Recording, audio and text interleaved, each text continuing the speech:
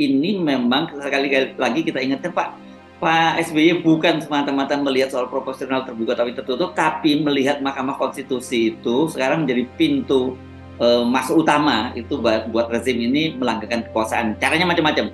Salah satunya itu yang sekarang sedang ramai dipersoalkan itu adalah kemungkinan besar bahwa Gibran itu akan menjadi calon wakil presidennya Pak Prabowo. Jadi kalau saya tadi menyebutnya mosaiknya itu, puzzle-nya itu udah mulai banyak nih. Salah satunya ternyata bukan hanya PSI itu yang mengajukan gugatan itu, Bung Rocky. Dua orang kepala daerah dari Gerindra juga mengajukan. Satu adalah wali kota Bukit Tinggi, yang kedua adalah wakil Bupati Lampung Selatan. Nah ini kalau apa kepentingan mereka gitu dalam pilpres ini, ya pasti urusannya jangka pendek itu adalah Gibran gitu. Iya, itu boleh itu sebagai, kalau secara normatif ya semua orang berhak untuk jadi calon presiden atau wakil presiden, dan hambatan-hambatan undang-undang itu harus diterobos. Biasa aja itu.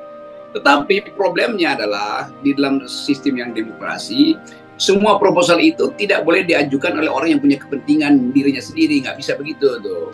Nah, dalam soal Gibran misalnya, ya boleh aja, bilang aja nanti 2029 itu berlaku ya MK. Tapi kan kelihatannya dipaksakan tuh. Ya Prabowo juga mungkin merasa bahwa buat mendapat kepastian bahwa Jokowi nggak akan berubah pikiran endorsementnya pada Pak Prabowo, dia jaminkan itu soal Gibran. Lalu orang berpikir kalau begitu proposal penurunan usia cawapres itu datang dari Gerindra. Bisa juga orang berpikir begitu. Tetapi isu ini juga akan membuat Gerindra itu atau Prabowo kehilangan konstituen.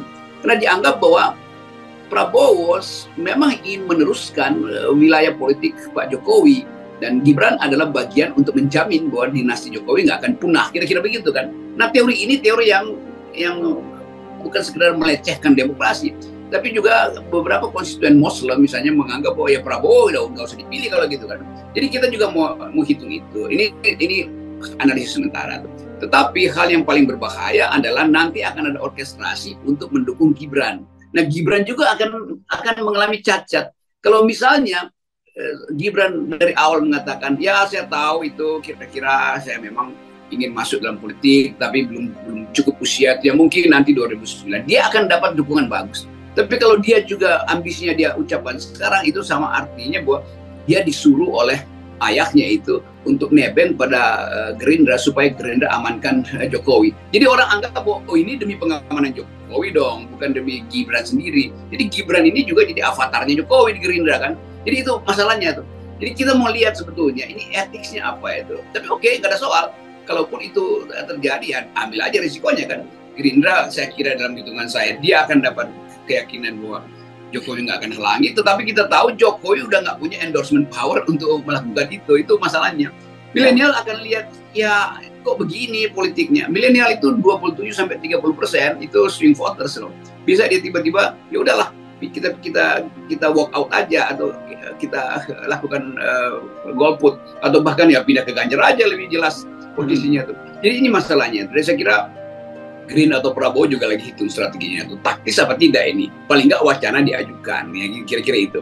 Jadi Gerindra pinter juga, diumpankan dulu itu untuk tahu testing the water, apakah ini lukratif atau potensial untuk nambah suara Gerindra, Yunto suara buat Prabowo, atau justru melemahkan Prabowo. Ya betul. Saya sepakat ini karena bagaimanapun juga pemilih Prabowo itu sebagian besar itu saya kira meskipun Pak Prabowo masuk dalam koalisi pemerintahan, masuk jadi anak buah Pak Jokowi, tetap saja ini kan residu dari 2019 kemarin ya, Bung Rocky ya, dan mereka ini rata-rata sebagian besar ya bukan pendukung dari Pak Jokowi gitu. Jadi kalau kemudian sekarang menyatukan ini seperti menyatukan minyak dengan air sih saya kira ya. Dan orang akan kaitkan dengan beberapa institusi yang mendorong isu dua capres ini kan. Termasuk kemarin kita bahas CSIS. Dan CSIS masih punya beban historis bahwa itu tempat orang kasakusuk, tempat minoritas kasakusuk di situ. Jadi akan terlihat juga itu akan mempengaruhi keakraban kita bernegara.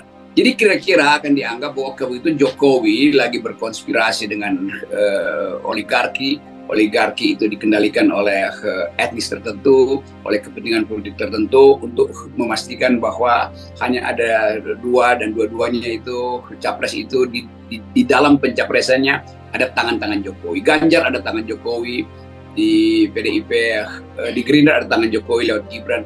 Itu akan membuat clash SARA itu muncul lagi. Karena dianggap ini akal-akalan untuk mencegah mayoritas Muslim masuk di dalam pemilihan kandidasi itu. Ini walaupun kita sinyalnya itu samar-samar, tapi begitu dieksplisitkan, itu akan membelah lagi bangsa ini kan. Jadi hati-hati selalu bahwa kita dalam ketegangan. Yang bahaya adalah Jokowi terus memainkan ketegangan itu. Dan para capres ini juga mesti sadar bahwa rakyat itu paham tentang apa yang sedang berlangsung di istana. Apa yang dilakukan oleh Mahkamah Konstitusi itu adalah membenarkan konspirasi politik. Jadi MK berubah menjadi mahkamah konspirasi akhirnya. Ya. Dan kan begini, Pak Gibran sendiri sudah bolak-balik membantah. Pak Jokowi juga menyatakan kan umurnya belum cukup dan sebagainya. Tapi publik itu hafal dengan retorikanya Pak Jokowi dan juga bahkan hafal dengan retorikanya Gibran gitu. Yang kalau menyatakan tidak itu sebenarnya iya gitu. kan Pak Jokowi dulu juga menyatakan waktu itu copras capres saya nggak mikir pada waktu beliau di gubernur gitu ya. Dan ternyata dia nyapres. Gibran juga begitu. Saya nggak tertarik masuk politik. Hanya lebih baik bisnis karena kalau mau kaya di politik itu korupsi, tiba-tiba jadi wali kota gitu. Nah sekarang kalau dia membantah dan tapi kemudian ada indikator-indikator yang jelas PSI yang sangat dekat dengan Gibran dan Pak Jokowi sudah mengajukan gugatan, sekarang ditambah lagi dengan Pak Prabowo karena ada Gerindra, 2 orang kepala daerah Gerindra yang mengajukan, kan tanda-tandanya semakin jelas gitu. Tanda-tanda ini juga makin jelas konstatasi dari senior-senior di TNI. Terutama kita masih ingat keterangan dari Panglima Siliwangi itu yang menerangkan bahwa ada keadaan yang kelihatannya membahayakan demokrasi. Kan sinyalnya jelas dari awal tahun. Lalu TNI pasti melakukan kajian itu dan tentu wilayah-wilayah yang rawan SARA itu dianalisis dengan baik oleh TNI. Karena mereka lah yang paham bahwa kalau ada ketegangan di dalam negeri, maka potensi intervensi luar negeri itu akan menjadi tanggung jawab TNI. Repot lagi TNI itu. Kalau keadaan dalam itu ada semacam social unrest, ada ketidakpuasan, ada civil disobedience, pembangkangan sipil. Jadi semua ini harus dilihat sebagai masalah besar dari bangsa ini. Yang membuat masalahnya adalah Presiden Jokowi. Kan dari awal Presiden Jokowi nggak mau berhenti cawe-cawe di dalam urusan capres-cawapres ini kan. Jadi harusnya Pak Jokowi tahu bahwa dia itu sudah dianggap sebagai orang yang munafik akhirnya tuh, penuh intrik. Bilang A, lakukan B, segala macam. Kita hafal apa ini. Beberapa waktu lalu kita usulkan Pak Jokowi datang ke publik setiap 2 minggu, kasih address, kasih political address, kasih public address, kasih pidato pendek tentang masa depan bangsa. Jangan dia yang ngatur-ngatur. Itu dendam akan muncul lagi itu. Jadi itu bahayanya. Jadi ya udah, kalau itu pun nggak mau didengar ya udah, satu waktu akan terjadi semacam ya ketegangan yang mengarah pada kerusuhan. Kita cuma mau mengajukan itu sebagai hipotetis akademik. Ya, nah kan kalau Pak Jokowi, saya kira kita sudah sampai pada satu kesimpulan, ya sudahlah kalau Pak Jokowi kita mau ngomong apa lagi, udah nggak bisa diubah gitu. Tapi tentu saja kita menyayangkan kalau itu betul pada Pak Prabowo, karena bagaimanapun juga Pak Prabowo ini kan terdidik meskipun dia militer, tapi dia terdidik dalam tradisi Barat, tradisi demokrasi. Kalau kemudian untuk kemudian mencapai tujuan dia menjadi seorang presiden, dia menghalalkan segala macam cara, saya kira itu sangat disayangkan. Iya, ini ujung dari sebetulnya ujung dari keinginan Prabowo untuk tampil maksimal, tampil secara etis supaya dia dianggap sebagai pembawa kemuliaan politik, nobility itu. Dan kalau itu nggak terjadi ya reputasi Pak Prabowo akhirnya berantakan juga. Jadi di dalam poin saya kita melihat Prabowo itu kalau misalnya terindikasi bahwa Prabowo yang ajukan proposal itu sebaiknya dibantah aja kan. Bukan dengan taktik siksaknya Dasko misalnya bahwa ya ini kita masih proses, tapi juga dengan taktik siksak itu kita tahu mungkin sekali memang Prabowo mengajukan itu untuk menguji keadaan, termasuk menguji keadaan atau potensi penolakan itu. Dan kalau begitu berarti Prabowo ya lagi melakukan fungsi sebagai taktikus, sebagai orang yang secara taktis mencoba meraba apa sebetulnya pendapat publik tentang isu kalau dia harus melindungi Jokowi. Demikian sebaliknya. Bukan sebaliknya, arah yang lain adalah untuk menguji apakah Jokowi gembira atau sebetulnya dari awal memang Jokowi menginginkan itu tuh. Jadi Prabowo berupaya membaca pikiran Jokowi yang tersembunyi sebetulnya bahwa dia memang ingin anaknya meneruskan kepemimpinan dia kan itu artinya kan ya mungkin Prabowo akhirnya gembira tuh, oh akhirnya saya tahu tuh dalam hati, oh itu maksudnya kenapa Pak Jokowi mau dapat kepastian tuh. Sebetulnya kepastian Pak Jokowi minta pada rakyat supaya rakyat tidak mempersoalkan presiden setelah dia lengser. Padahal itu tradisi kita dari zaman Pak Harto juga tradisi itu kita pakai kok.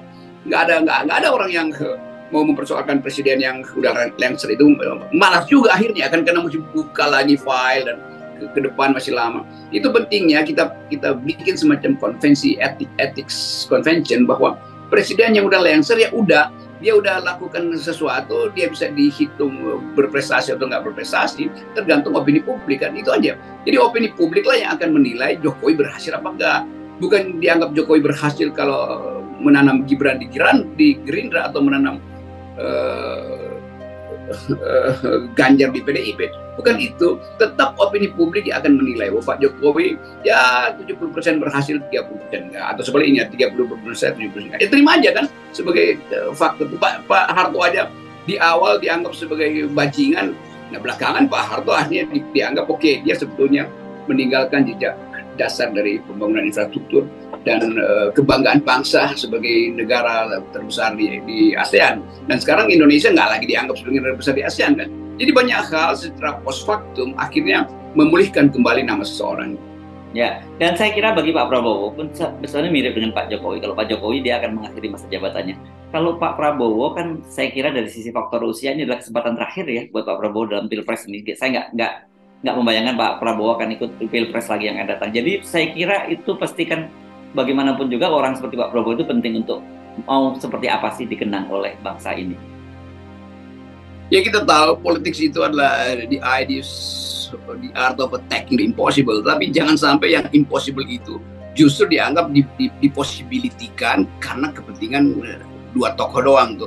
Kan semua hal yang possible itu harus memuliakan nilai-nilai demokrasi, harus memuliakan pengertian publik bahwa Indonesia suatu waktu akan pulih akal sehatnya tuh. Dan milenial menunggu itu, milenial berupaya menunggu politik yang bersih tuh. Oke, baik Bung Rocky, meskipun ini saya sebutnya sebagai puzzle-puzzlenya udah mulai terbentuk gitu ya. Kita belum lihat apa mosaik yang secara utuh. Tapi kita berharap tentu saja mosaik yang tadi kita bayangkan, tiba-tiba saya sulit membayangkan Pak Prabowo berpasangan dengan Gibran gitu sebagai wakil presiden, dan kemudian Ganjar mungkin kalau sementara ini disebut dengan Nazarudin Umar, dan orang akan bingung memilih itu terutama anak-anak muda seperti Anda sebut itu generasi milenial, generasi Gen Z segala macam. Akhirnya yang terjadi adalah menurut saya seperti yang Anda sebutkan juga yang akan membesar tuh gerakan, bukan swing voter lagi tapi gerakan golput akan sangat besar. Iya itu saya duga dengan kuat, dan milenial pasti menganggap kok jadi dagelan ya politik itu. Jadi itu intinya tuh, dan pikiran milenial itu adalah pikiran masa depan. Saya kira itu.